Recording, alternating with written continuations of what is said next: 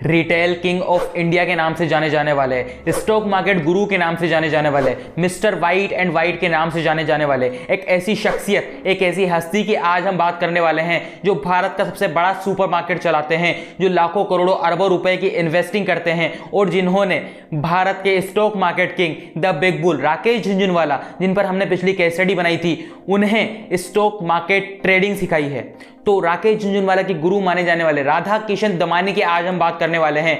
पर्दे के पीछे रहने वाला ये इंसान के ना तो आपको कई इंटरव्यू देखने को मिलेंगे, बहुत कम इंटरव्यू ये देते हैं, लाइव पार्टी गैदरिंग्स बहुत कम करते हैं, पब्लिक गैदरिंग्स बहुत कम करते हैं, उसी के साथ आपको कहीं टीवी एडवर्टाइजमेंट शायद ही इनको देखने को मिले और उसके अलावा अखबार में, न्यूज़पेपर में इनके आर्टिकल भी बहुत कम देखने को मिलेंगे। लेकिन आज हम इनकी बात क्यों करने वाले हैं, पर्दे के पीछे रहने वाले इस इंसान की जो बहुत बड़ा आदमी है उसकी बात आज हम क्यों करने वाले हैं इस केस स्टडी में, क्योंकि ब्लूमबर्ग बिलियनियर इंडेक्स रिपोर्ट के अनुसार दुनिया के 100 सबसे अमीर व्यक्तियों में राधाकिशन दमानी शामिल हो चुके हैं। जहां पर 5 भारतीय पहले ही थे, वहां पर छठे भारतीय के रूप में राधाकिशन दमानी ने जगह बना ली है। और वहीं अगर हम बात करें तो 97th रैंक पर ये आए हैं, तो 19.3 बिलियन नेट वर्थ के साथ में ये दुनिया के 97 सबसे ज्यादा अमीर व्यक्तियों की सूची में शामिल हो चुके हैं। लेकिन इनकी जर्नी कैसी थी, किस तरह से एक राजस्थान के मारवाड़ी मिडिल क्लास फैमिली से निकले हुए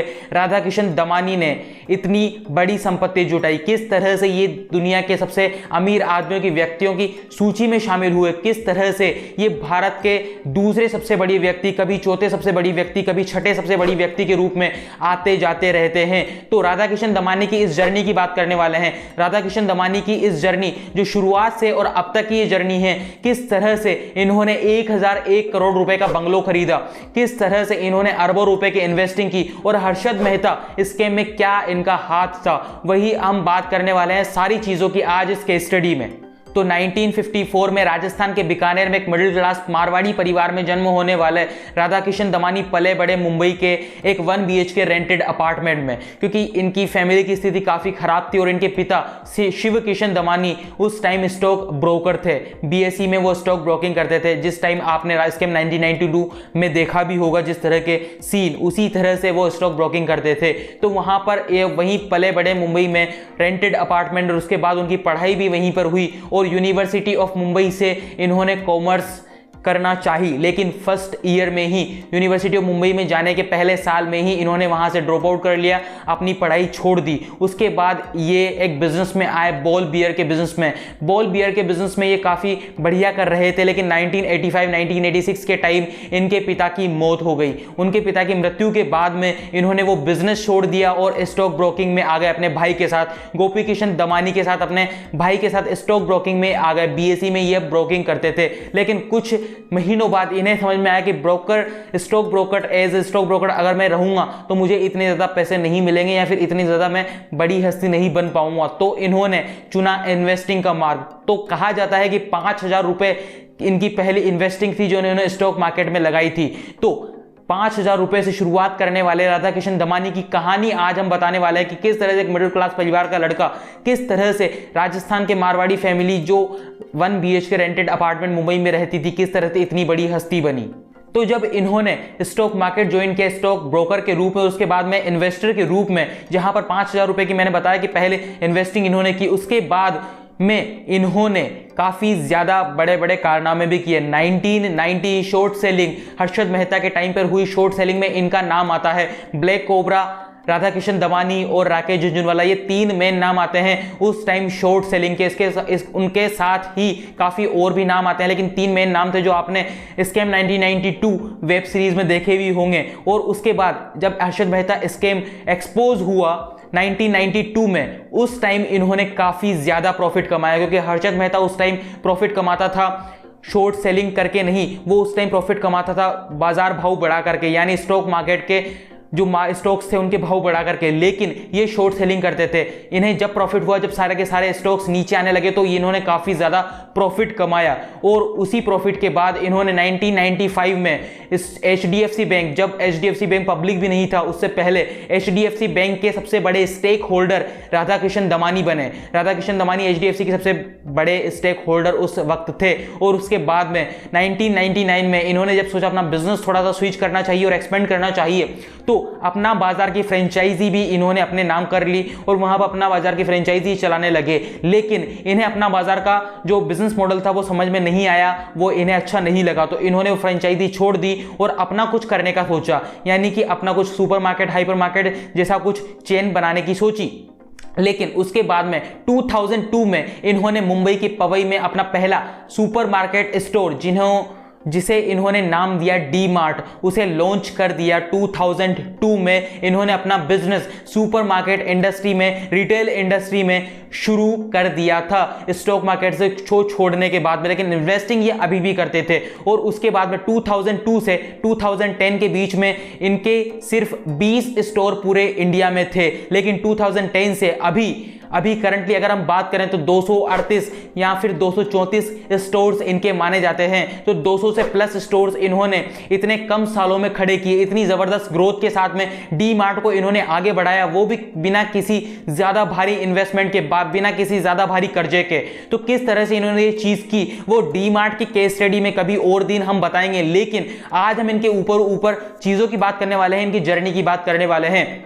तो आपको चैनल को सब्सक्राइब करना ही, क्योंकि अगर आपको ये केस स्टडी बढ़िया लग रही होगी तो अगर हम बात करें 2002 से 2010 की, जैसा कि मैंने कहा कि 20 स्टोर इन्होंने खोले, लेकिन 2017 में ये अपना आईपीओ लेकर के आए, अपने अवेन्यू सुपरमार्केट्स के नाम से, जो डी मार्ट की पेरेंट कंपनी इन्होंने बनाई, उस नाम से अपना अवेन्यू सुपरमार्केट्स के नाम से आईपीओ लेकर के आए। और उस आईपीओ में इन्हें काफी बड़ा रिटर्न मिला, काफी बड़ा रिटर्न, मतलब इनको काफी बड़ा प्रॉफिट हुआ। आईपीओ में जिन्होंने पैसे डाले उनको काफी बड़ा प्रॉफिट हुआ। और 2017 में जो स्टॉक्स इन्होंने 250 से 300 के बीच में लिस्ट किया था, वही स्टॉक आज 2021 में 3600 रुपए से ऊपर चल रहा है। तो इतने कम समय में इतनी ज्यादा ग्रोथ पाने वाले किस तरह से डीमार्ट चलाते हैं उसके बारे में हम किसी और दिन बात करेंगे। लेकिन इतनी कम समय में इतनी ज्यादा ग्रोथ पाने वाले, और डीमार्ट ये नहीं कि डीमार्ट सिर्फ एक रिटेल इन्वेस्टिंग है, रिटेल कंपनी है जहां पर आपको स्टोर्स में जाएंगे और सामान खरीद के ले जाएंगे।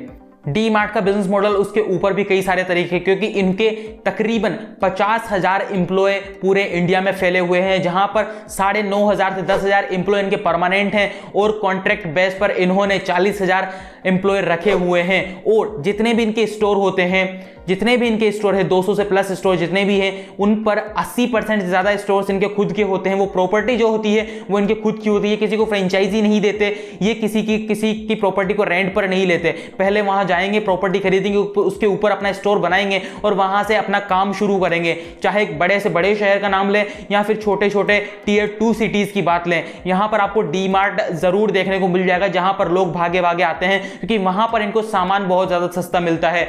तो जहां पर इस डीमार्ट की मार्केट कैपिटलाइजेशन की बात करें तो इनकी सेल्स जो 2020 और 2021 में थी वो थी $3 बिलियन की।